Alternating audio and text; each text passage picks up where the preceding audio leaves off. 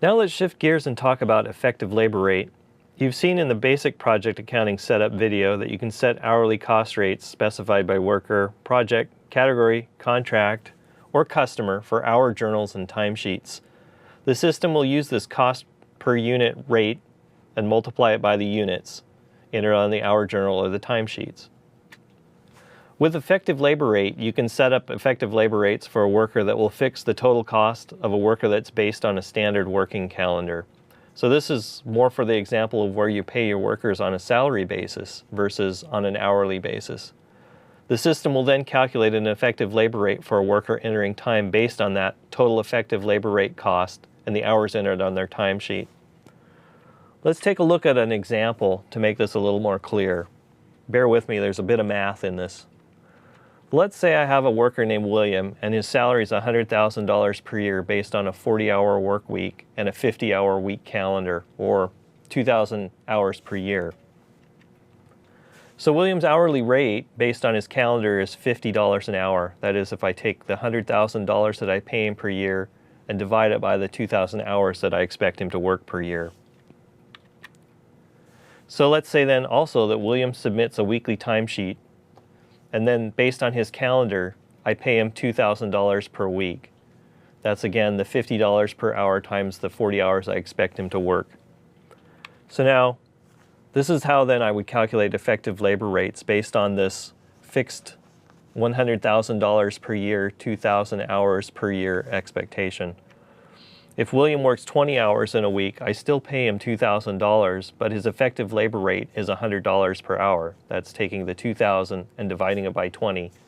Not the most realistic example. More realistic is if he works 40 hours in a week, I still pay him his $2,000 per week salary, but now his effective labor rate is $50 an hour. Even more important is if I can get William to work 60 hours in a week, I pay him still $2,000 per that week, but now I've worked him 60 hours, so his effective labor rate is $3.33 per hour. Let's take a look at the setup involved in setting up effective labor rate for a worker. In order to set this up, we need to go to the HR module and set this up. So let's jump into AX. Let's actually go to the HR module. We'll go to our workers. Let's find our worker named William.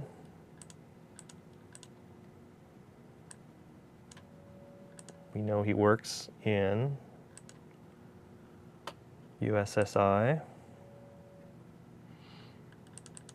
We'll open his master record up. We'll go to the Project Management tab. Under Project Setup, we need to make sure a couple of things are set, that his period code that he uses a weekly timesheet. He has a calendar set up. In our system, standard is the standard 40-hour per week, 50 weeks per year. In order to have effective labor rate work, we need to flip the Use Effective Labor Rate flag. That's the first piece of setup. Then we also need to establish that effective labor rate amount. Again, this is the same form as what you do to set up cost price per hour. It's only been restricted down for this employee.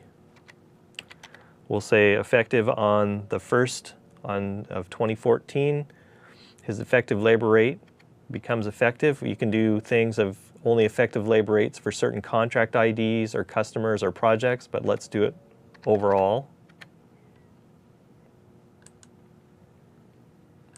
We'll close out of this.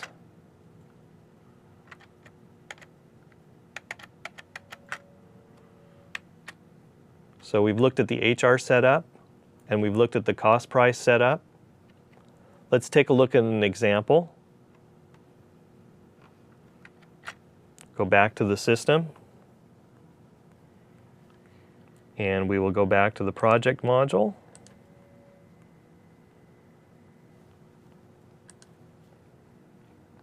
This is like a cooking show. I've already pre-baked a project for effective labor rate demo.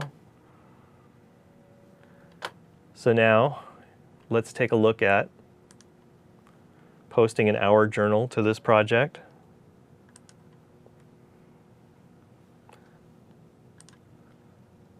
So let's say the first week of the month,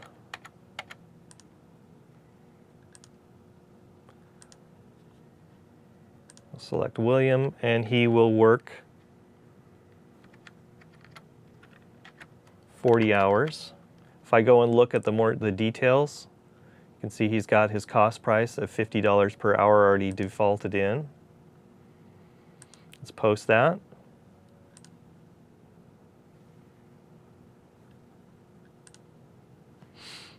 We'll leave this form open. We'll go to the posted project transactions page. Again, you can see that his total cost amount is $2,000. You look at the transaction again. He's got his $50 per hour rate. Let's go back to the journal. Let's post for the next week.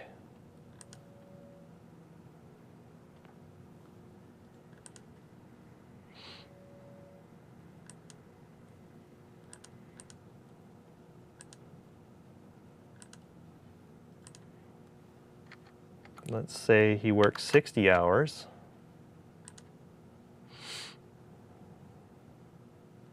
You can see this, it's filled in this $50.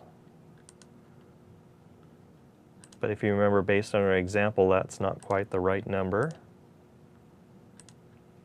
Now if we go back to our posted transactions page, you can see that it's actually done some rounding, but if we look at the transaction, that $50 has now become $33.33. That's basically that there's $2,000, he still is paid his $2,000, but I now need to impute an effective labor rate for that. Let's do one more example, just so you can see how this works. We'll post another hour journal. Just for fun, the next week.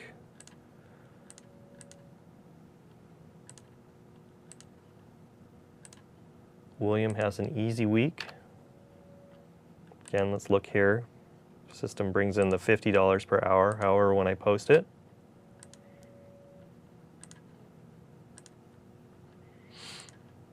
Let's look at the posted project transaction for that week. Again, it's $2,000. If I drill into it, you can see there's my $100 cost price.